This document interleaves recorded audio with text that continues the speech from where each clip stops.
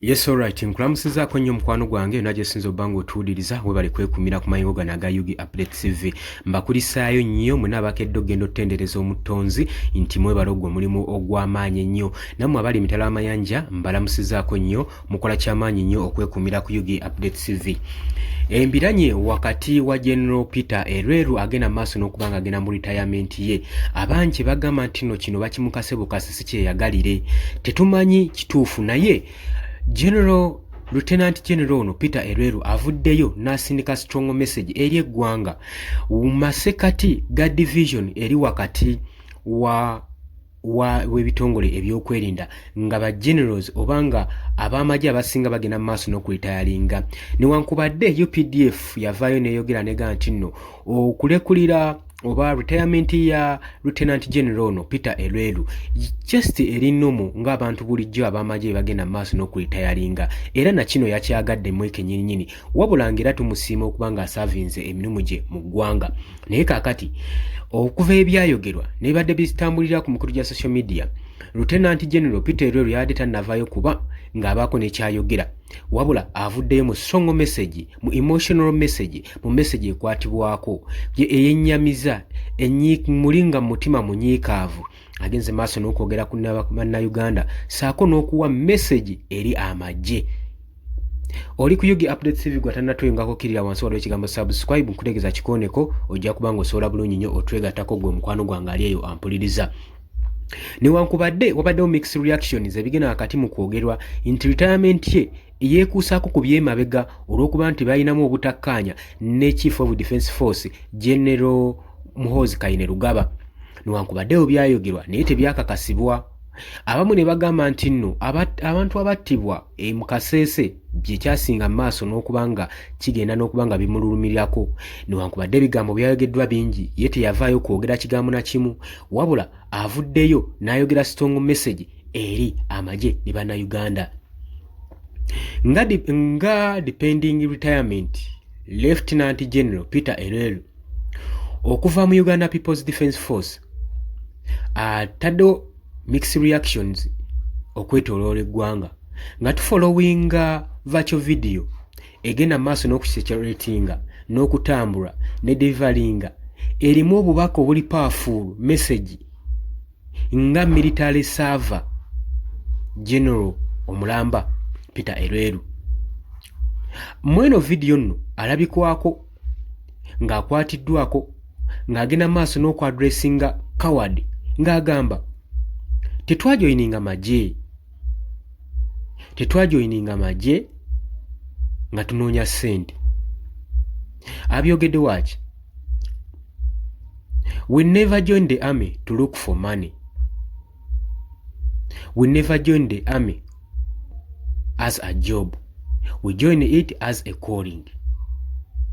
Era n'agenda maaso ng'agamba nti today most people join the army as a job, and that is where we are getting it wrong, because the army has never been a job.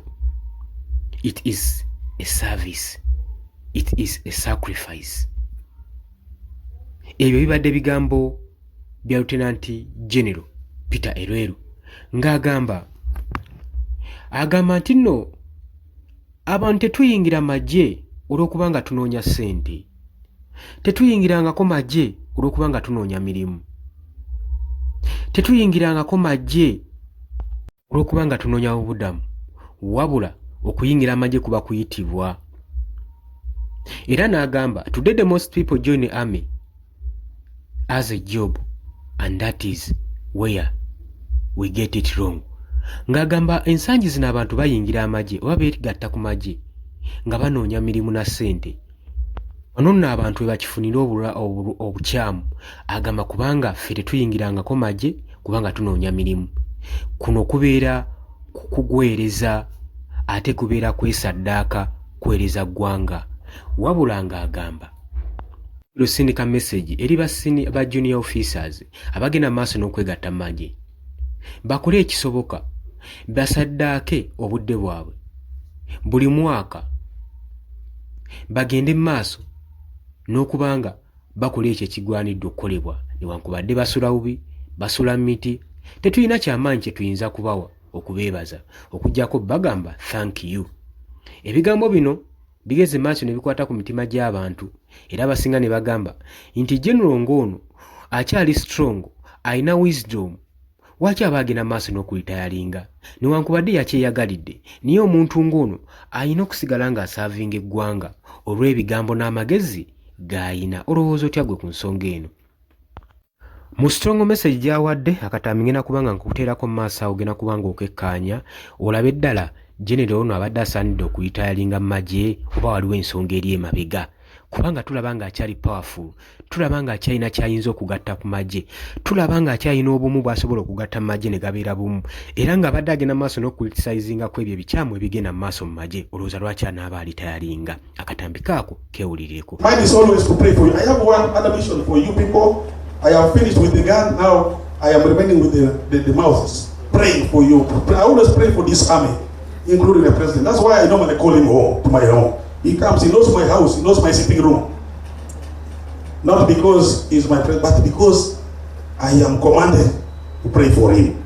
So now I have time, as a senior presidential advisor, I have time to do what? To really pray for this country and to this army. General officers, senior officers,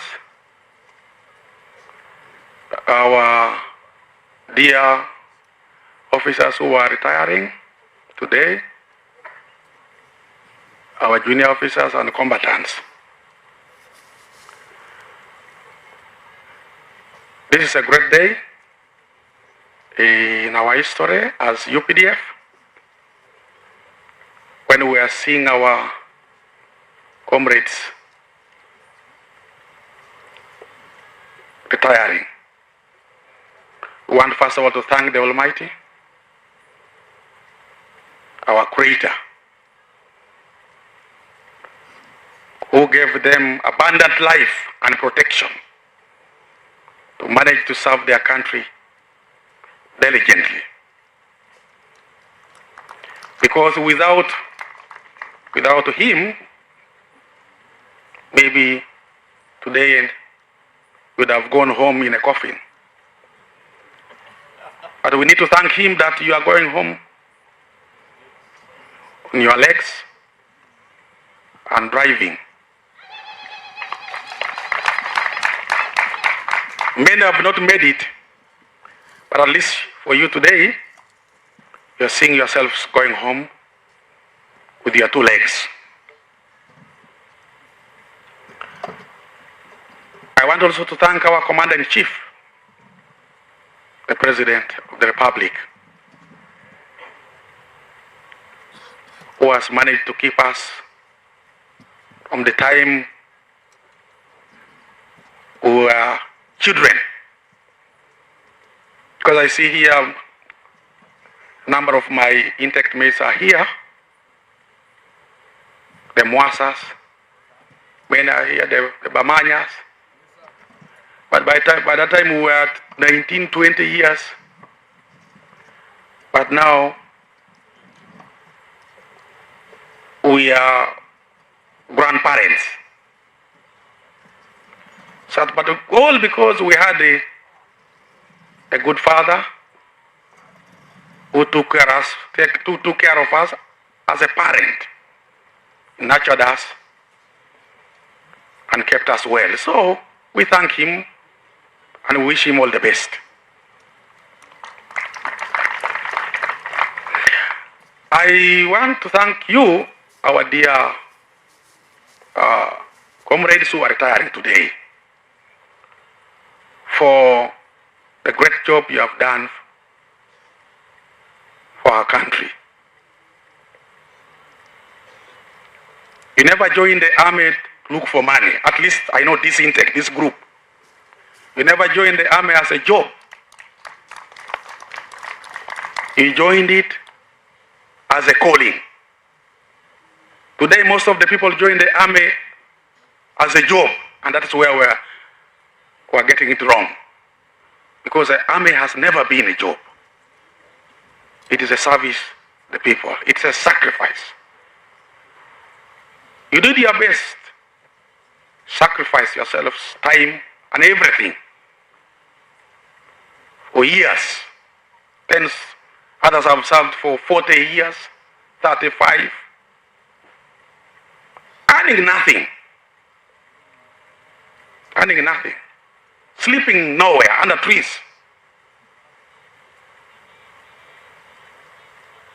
Just like that.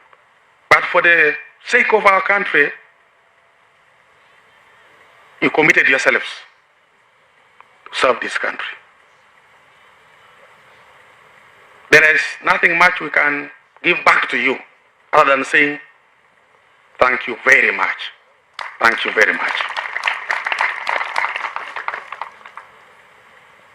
It is a joy and a dream of every officer and militant to retire honorably. Today, what we are witnessing is a great thing, and some of us really envy